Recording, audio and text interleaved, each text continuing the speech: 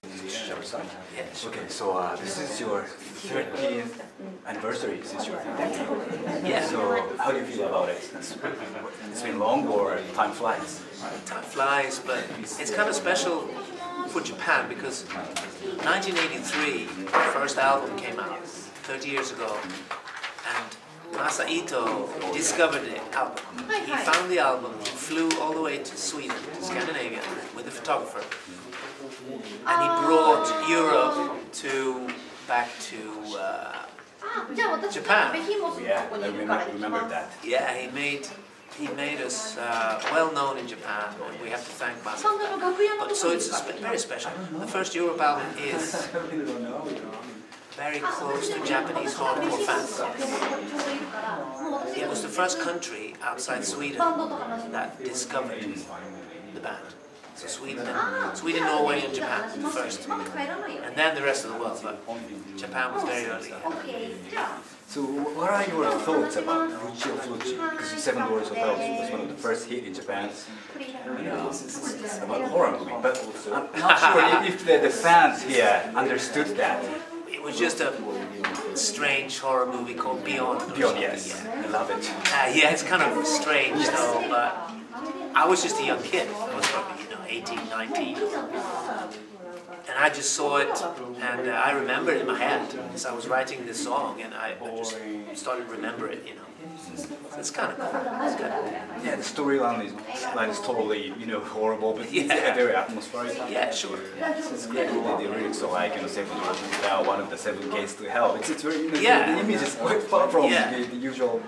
It is, of course, but on the first album we did explore those kind of lyrics a little bit, a bit sort of adventurous, kind of, the King will return, that kind of thing. Oh, yes. So, Seven Doors Hotel, and some of those lyrics were more progressive, I think. Yes. But that was fun. It's just fun to have. Yeah. But it's good to play around with titles as well. I like the Seven Doors Hotel. Yes. It's a nice title, and I like as a songwriter to come up with good titles. And Scream of Anger is kind of cool. Last Look at Eden, those Wings of Tomorrow. I just love to dream up good titles as well. It's kind of fun. They were very impressive. So I feel that the bands from Scandinavia, the melodies mean a lot to the bands from Scandinavia compared to the bands from the US or the area. I think US definitely is rooted in three chords, but the words come from generation to generation. The words are the number one. So that's with the blues and soul. The words are the music, really. And then underneath you just do the normal stuff. But that's amazing as well. If you do that well, you are a genius, like Bruce Springsteen and Bob Dylan and stuff. I mean, they use the three chords, but they do it with telling stories, and it's magnificent, But we come from a different background. I think it's a melancholic Scandinavia. Also musically a bit rooted in Europe, around Europe. I obviously listen to acts like MSG and UFO and Thin Lizzy. And Thin Lizzy had those melodies from old Ireland, and there's something in Sweden and Scandinavia. There's some melodies there from folk music way back in our heads, which makes it's not rooted in blues, as America is. Obviously. And England is rooted in a way in blues because they looked so much at America, they took it and then they brought it back. It's amazing, So we come from a dark, melancholic Scandinavia, which have some folk music roots. Okay. I'm sure you are pretty much tired of being asked about Final Countdown. But, there's the fans' favorite and band's favorite are often different.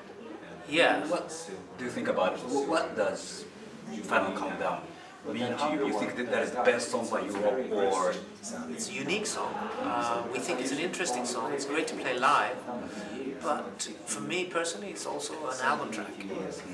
It's over 6 minutes long on the album. It's an important song for Europe's career.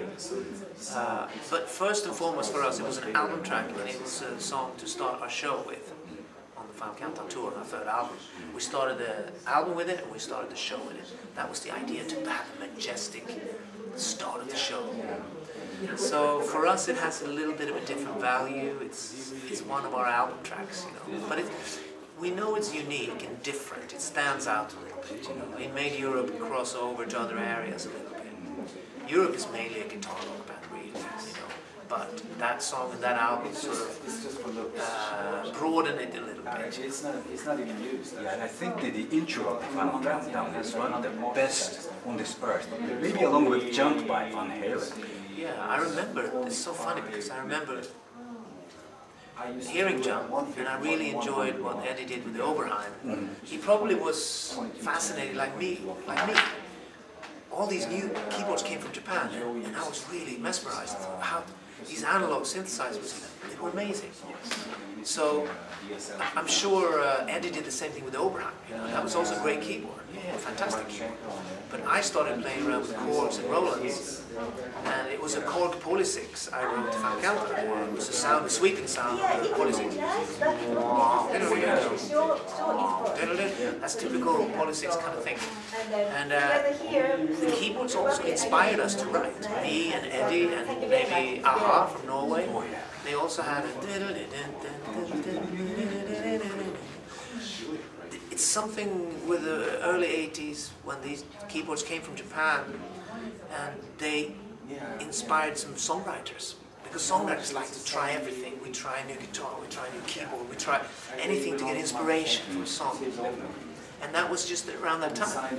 So, but Europe being more a guitar band, it was just sort of a period when we really explored the keyboards a bit more.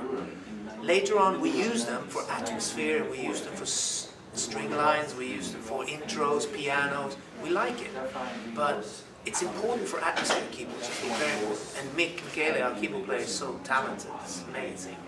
So we like to involve keyboards. Some albums a little bit less, some albums a little bit more. So what was it, Polysix? Yeah, Korg Polysix. Oh, played by Polysix. It sounded like Oberheim, so... No.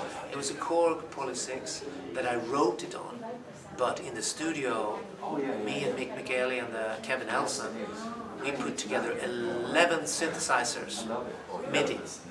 11 synthesizers is making this sound. That's, so it's overlaid? Yeah, it's MIDI. Oh, so you play it on one keyboard, but you have 11 are playing with you.